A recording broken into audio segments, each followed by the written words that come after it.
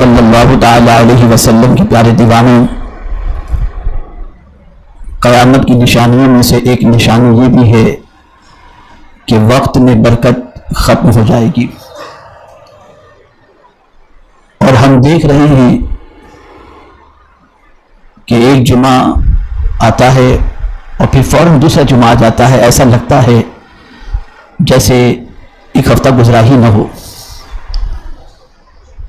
شب برات کا انتظار کر رہے تھے، وہ بھی رخصت ہو گئی، اور اب ہم سب انتظار کر رہے ہیں ماہ رمضان المبارک کا۔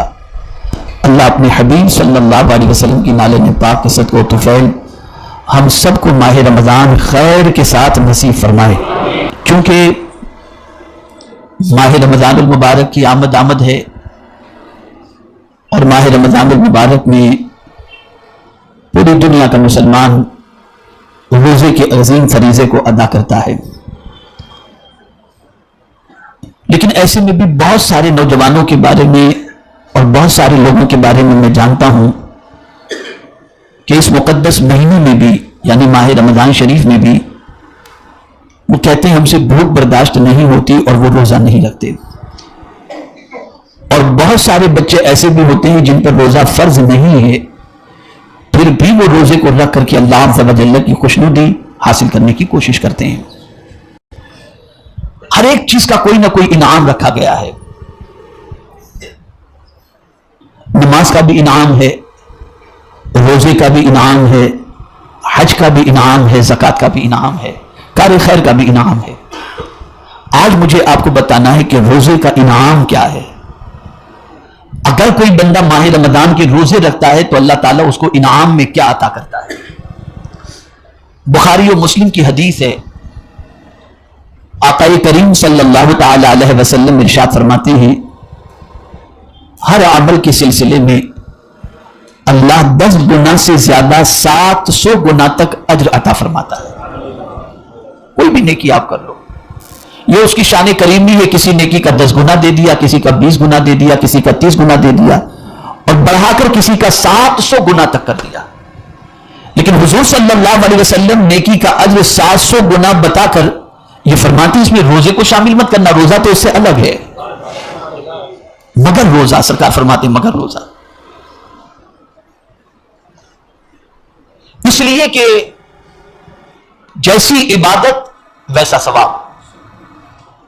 خالص اللہ کا بندہ اللہ کی رضا ہی کے لیے اپنی خواہشات اور بھوک اور پیاس کو کنٹرول کرتا ہے، کسی کے ڈر سے نہیں۔ نہ باپ کے ڈر سے کھانا چھوڑ رہا ہے، نہ استاد کے ڈر سے کھانا چھوڑ رہا ہے، نہ پیر صاحب کے ڈر سے کھانا چھوڑ رہا ہے، نہ مار کے ڈر سے کھانا چھوڑ رہا ہے، کسی کے ڈر سے کھانا نہیں چھوڑ رہا۔ اور روزہ رکھنے والے کے لیے سی سی ٹی وی بھی نہیں لگایا جاتا کہ چھپ کر کے کہیں کمرے میں تو نہیں کھا لیتا، نہیں، از خود سیلف بندہ چھوڑ دیتا ہے، خود سے چھوڑتا ہے۔ ادھر چاند دیکھا، ادھر صبح صادق ہوئی، بس صبح صادق سے وہ بھوکا رہنا شروع کر دیتا ہے، پیاسا رہنا شروع کر دیتا ہے۔ اے بندے، 11 مہینے تک کھاتا رہا، تجھے بھوک نہیں لگتی؟ تو اس کا جواب یہی ملے گا، نہیں، میں اپنے مولا کی خوشی کی خاطر بھوکا رہوں گا۔ اب جب یہ بندہ بھوک کو برداشت کرتا ہے، اور روزے جیسا پیارا عمل اور پیور عمل کوئی دوسرا نہیں ہے۔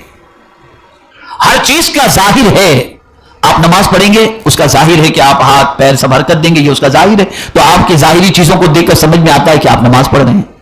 حج کے لیے آپ نے احرام باندھا ہے، آپ عرفات مینا کی طرف بڑھ رہے ہیں، عرفات کی طرف بڑھ رہے ہیں، یہ ساری چیزوں کو دیکھ کر سمجھ میں آتا ہے، اس کا ظاہر دیکھ کر اگر کوئی یہاں سے احرام پہن کر کے نکلا، آدمی فوراً سمجھ جائے گا یہ عمرہ کے لیے جا رہا ہے، اور حج کا موسم ہوگا تو آدمی سمجھے گا حج کے لیے جا رہا ہے، تو ظاہر نظر آتا ہے۔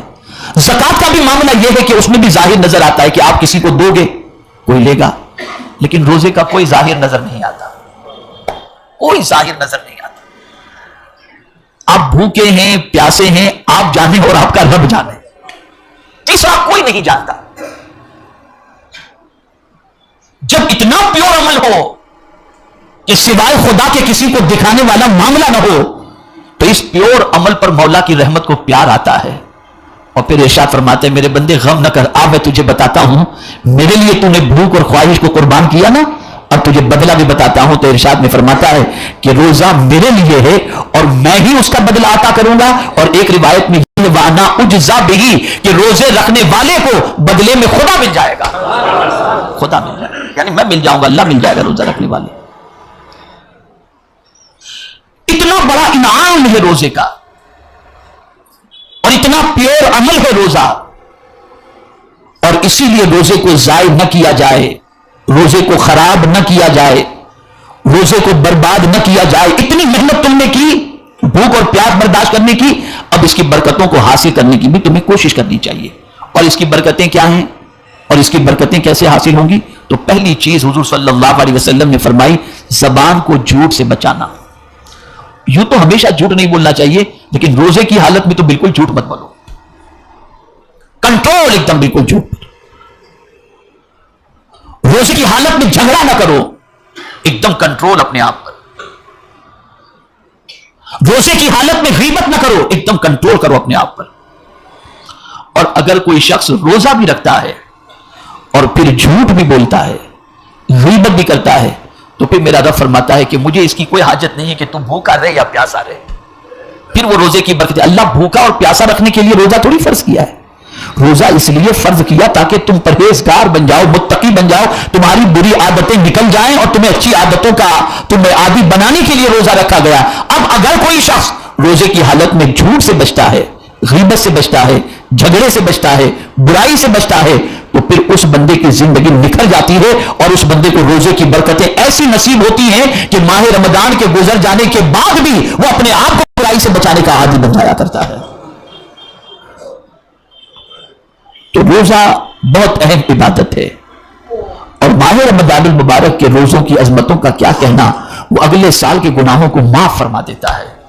اور اس کی تاثیر یہ ہے, اس کی تاثیر یہ, اللہ اکبر, اور اس کی برکت یہ ہے کہ آقا کریم صلی اللہ علیہ وسلم نے کتنا پیارا انعام بتایا.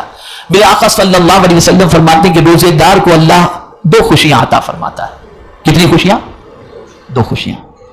ایک خوشی اسے افطار کے وقت ہوتی ہے, یہ تو دنیا میں ہو گیا.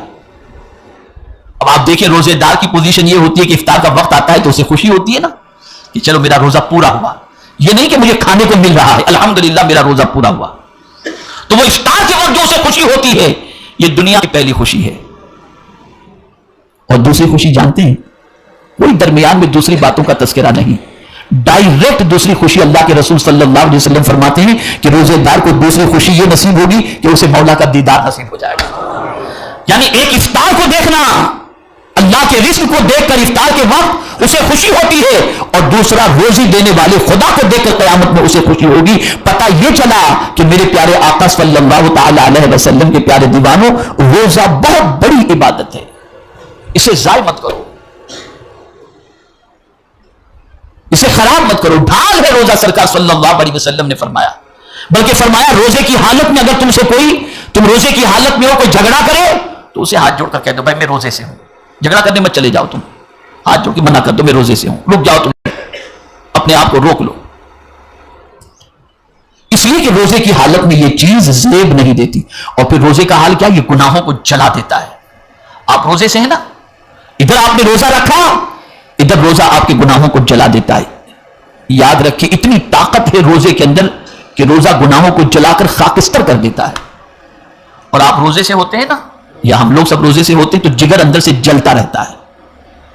جگر جو ہے نا وہ بھی اندر سے جلتا ہے, اور اس کے جلنے ہی کی وجہ سے آپ دیکھتے ہیں کہ افطار کے وقت آدمی سب سے پہلے کیا کرتا ہے, پانی پینے کی فکر کرتا ہے. وہ اندر سے جو جلن جگر کے جلنے کی ہوتی ہے.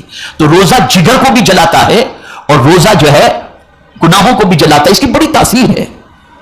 بعض روایتوں میں آتا ہے کہ سب سے پہلے حضرت نوح علیہ السلام نے روزہ رکھا, اور اگر یوں دیکھا جائے تو حضرت آدم علیہ السلام سے لے کر حضرت عیسیٰ علیہ السلام تک اللہ نے سب نبیوں پر روزے فرض فرمائے.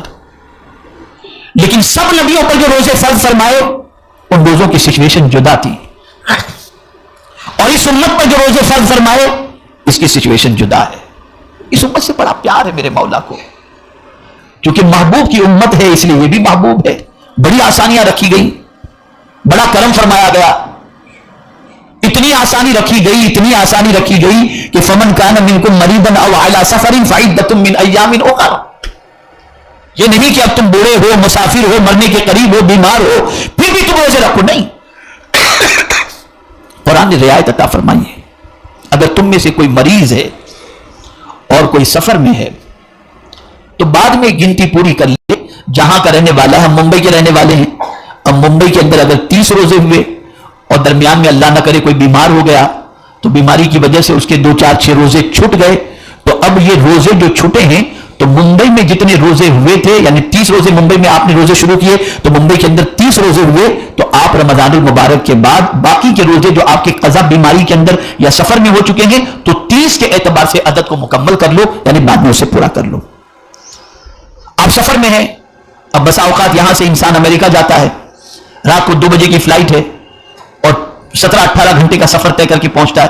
وہاں جب پہنچتا ہے تو یہاں سے سفر شروع کیا تھا رات کو 2 بجے، وہاں پہنچا تو وہاں کے دن کے 12 بجے ہی، اب پھر وہاں 8-9 گھنٹے کا مسئلہ، تو اب آلریڈی وہ یہاں سے اتنے گھنٹے کا سفر کر چکا ہے، 18 گھنٹے کا، پھر 8 گھنٹے کا، تو یہ 26 گھنٹے کا روزہ اس کو دقت ہوگی۔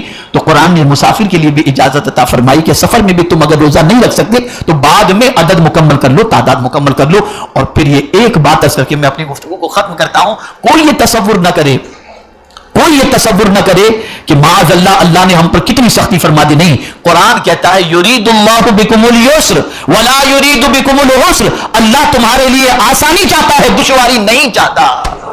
اور یہ روزے تو فرض اس لیے کیے گئے تاکہ تم پرہیزگار بن جاؤ، بلکہ یاد رکھیں روزہ رکھ کر کوئی بیمار نہیں ہوتا۔ سرکار صلی اللہ علیہ وسلم فرماتے ہیں روزہ رکھو اور صحت مند ہو جاؤ، روزہ رکھو اور صحت مند ہو جاؤ۔ اور جو شخص جان بوجھ کر کے ایک دن کا روزہ ترک کرے، قضا کرے، جان بوجھ کر، کوئی بیماری نہیں، تندرست ہے، جان بوجھ کر نہیں رکھ رہا، اس کا انجام اچھا نہیں ہوگا، اس کا انجام بہت برا ہے، بہت برا ہے، بہت برا ہے۔ اس لیے میری گزارش ہے ماہ رمضان المبارک کے روزے کی تیاری اب کس طریقے سے کرنا، تو اس کے لیے آپ کو یہ بات ذہن میں رکھنی ہے کہ میرے پیارے آقا صلی اللہ علیہ وسلم کے پیارے دیوانوں، اپنی ہیلتھ کو کیئر کریں، اپنی صحت کا خیال رکھیں اور اللہ کی بارگاہ میں دعا کریں کہ اللہ خیر و عافیت کے ساتھ ہمیں ماہ رمضان نصیب فرمائے اور ماہ رمضان کے روزے ہمیں نصیب فرمائے اور ماہ رمضان کی عبادتیں ہمیں نصیب فرمائے۔ انشاءاللہ زندگی رہی تو مزید باتیں آئندہ جمعہ کو میں کچھ آپ کے سامنے عرض کروں گا۔